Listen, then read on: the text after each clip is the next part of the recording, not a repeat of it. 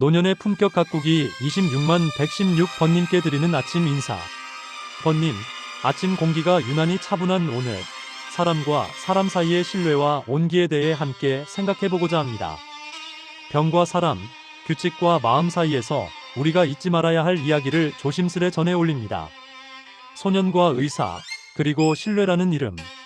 1951년 겨울밤, 6.25 전쟁의 포성이 멀리서 쿵쿵 울리던 대구의 어두운 골목을 13살 소년 하나가 헤매고 있었습니다. 집에 쓰러진 어머니를 두고 의사를 찾아 나선 아이였습니다. 문이 닫힌 의원 앞에서 아이는 간절히 두드렸고 중년의 의사는 사연을 묻더니 아무 말 없이 왕진 가방을 들고 따라 나섰습니다. 이사 온 지 이틀밖에 안 돼 집을 제대로 찾지 못하는 아이와 함께 그는 골목의 흔적을 하나하나 되짚어가며 어머니가 누워있는 곳에 이르렀습니다.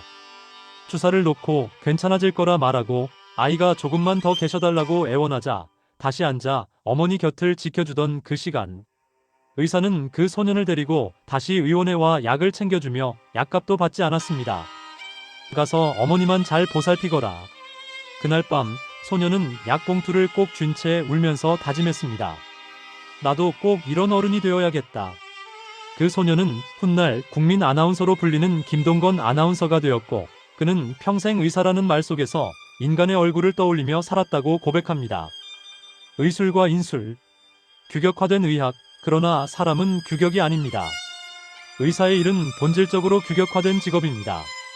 치료 매뉴얼로서의 의술은 KTX의 철로와 같다고 설명합니다. 규격화는 자동차가 아닌 KTX를 생각하면 쉽게 이해됩니다. 자동차가 갈 수 있는 길은 이 길도 있고 저 길도 있습니다. 반면 KTX는 정해진 철로로만 가야 하고 정해진 역에서만 서야 합니다. 예외가 없습니다.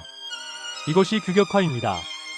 그래서 의사의 치료 매뉴얼은 KTX의 정해진 철로와 같습니다. 정해진 길, 정해진 절차, 예외를 허용하지 않는 안전의 논리. 그 덕분에 현대의학은 수많은 생명을 구해왔습니다. 그러나 이 직업에는 늘 경계해야 할 위험이 하나 있습니다. 병을 먼저 보고 사람을 나중에 보는 순간 치료는 인간을 벗어날 수 있다는 점입니다. 병은 혼자 존재하지 않습니다. 항상 사람 안에 있습니다. 사람의 두려움, 생활, 형편, 말 못할 사정까지 함께 안고 있습니다. 사람을 이해하지 않은 치료는 때로는 정확하더라도 차갑습니다. 그날 밤에 그 의사는 매뉴얼을 어긴 것이 아니라 매뉴얼 위에 사람을 올려놓았던 것입니다. 오늘의 비정한 현실 속에서 병원의 모습은 어떠합니까? 오늘 우리는 병원에서 번호표로 불리고 진료실에서는 눈보다 모니터를 먼저 마주합니다. 의사는 분 단위로 쫓기고 환자는 설명을 충분히 듣지 못한 채 문을 나섭니다. 그 어느 쪽도 악의는 없지만 관계는 점점 메말라갑니다. 그럼에도 불구하고 지금 이 시대에도 우리를 감동시키는 이야기는 여전히 존재합니다. 응급실에서 보호자 없는 노인을 위해 끝까지 남아 손을 잡아주는 전공의, 중환자실에서 퇴근 시간을 넘겨 환자의 회복을 지켜보다 눈시울을 붉히는 간호사, 형편이 어려운 환자에게 다음에 천천히 오셔도 됩니다 라고 말하는 동네 의원의 의사. 뉴스에 크게 나오지 않아도 이들은 오늘도 조용히 의사의 본래 얼굴을 지키고 있습니다. 신뢰는 기술이 아니라 마음에서 시작됩니다. 의사와 환자의 관계를 받쳐주는 것은 첨단 장비도 완벽한 매뉴얼도 아닌 신뢰입니다. 라포레포 의사와 환자 간의 신뢰라 불리는 이 신뢰는 정서적 유대를 넘어 치료의 결과까지 좌우합니다. 사람은 평생 수많은 인연을 맺고 헤어지지만 몸과 생명을 맡기는 관계는 특별합니다. 그래서 우리는 여전히 의사에게서 기술 이전의 인간다움을 기대하는지도 모릅니다. 최근에 또 다른 여전히 살아있는 인술 이야기. 최근 우리 사회를 뭉클하게 했던 사례 하나를 소개하고자 합니다. 몇 해 전 세상을 떠난 주석중 교수님 서울 아산병원 심장혈관 흉부외과의 이야기입니다. 그는 응급 환자를 한 명이라도 더 살리기 위해 병원 근처에 집을 얻고 24시간 대기하며 자전거로 출퇴근하던 분이었습니다.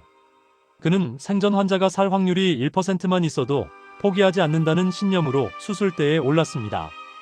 그가 떠난 뒤 수많은 환자와 보호자들이 교수님 덕분에 우리 가족이 다시 웃을 수 있었다며 눈물 섞인 조문을 이어갔습니다.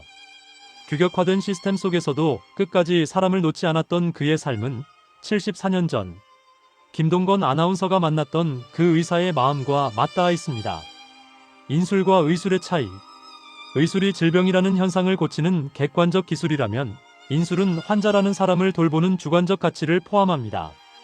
의술 메더컬 스킬은 과학적 지식, 정확한 진단, 숙련된 수술 기법 등 어떻게 아우 고칠 것인가에 집중합니다. 이는 전문가로서 갖춰야 할 필수적인 도구입니다. 인술 버네벌런트 아트는 유교적 핵심 가치인 인에서 비롯된 것으로 타인의 아픔을 내 아픔처럼 여기는 측은지심이 바탕이 됩니다. 왜와 이 치료하는가에 대한 철학이자 윤리입니다. 결국 뛰어난 의술에 따뜻한 인술이 더해질 때 비로소 진정한 의미의 의료가 완성된다고 볼 수 있습니다. 지난 정부 및 최근의 의료 대란에 대한 진단. 과거부터 이어진 의료계와 정부의 갈등은 단순히 의사수 증원이라는 숫자 싸움을 넘어 한국 의료 시스템의 구조적 모순이 폭발한 사건입니다. 수급 불균형 필수 의료외과, 산부인과, 소아과 등과 지방의료의 공백은 심화되는데 인기 과목과 수도권 쏠림 현상은 가속화되었습니다. 신뢰에 결여 정부의 일방적인 정책, 추진과 의료계의 집단행동이 충돌하면서 그 피해는 고스란히 국민 환자에게 돌아갔습니다. 저수가 체계 생명과 직결된 위험한 수술보다 미용 성형 시장의 보상이 훨씬 큰 기형적인 보상 체계가 사태를 악화시켰습니다. 국가 인력 양성 측면에서의 대처 방안. 앞으로 이 문제를 해결하기 위해서는 단순히 의대 정원을 늘리는 것을 넘어 국가 전체의 인재 배분 전략을 다시 짜야 합니다. 낙수 효과가 아닌 정밀 타격형 양성. 단순히 의사를 많이 뽑으면 필수 의료로 흘러갈 것이라는 기대보다는 지역 의사제나 공공 의료 전문 인력 양성 등 특정 분야에 종사할 인력을 별도로 선발 관리하는 트랙이 필요합니다. 이공계 인력 유출 방지 국가 경쟁력 차원. 현재 대한민국은 우수한 인재가 모두 의대로만 쏠리는 블랙홀 현상을 겪고 있습니다. 이는 국가 과학기술 경쟁력을 약화시킵니다.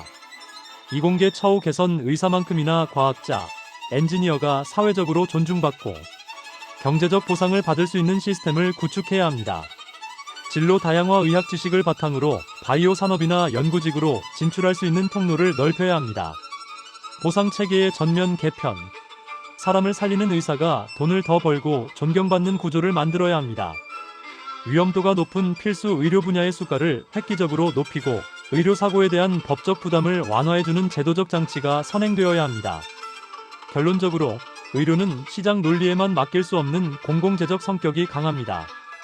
정부는 숫자에만 매몰되지 않는 정교한 정책을 제시하고 의료계는 인술의 초심으로 돌아가 대화에 임해야 합니다. 맺는 말. 오늘 하루 누군가를 규격이 아닌 사람으로 바라보는 눈길 하나가 우리 삶의 품격을 조용히 높여주기를 바라며 이 글을 마칩니다. 늘 평안한 하루 되시기를 기원드립니다. 사라사태 치고 이너바이젠. 인간의 슬픔과 열정, 연민과 생명력이 교차하는 곡으로 기술 위에 감정을 얹은 연주라는 점에서 오늘 이야기와 잘 어울립니다. 저에게도 구독과 좋아요 주시면 어떨까요? 감사합니다.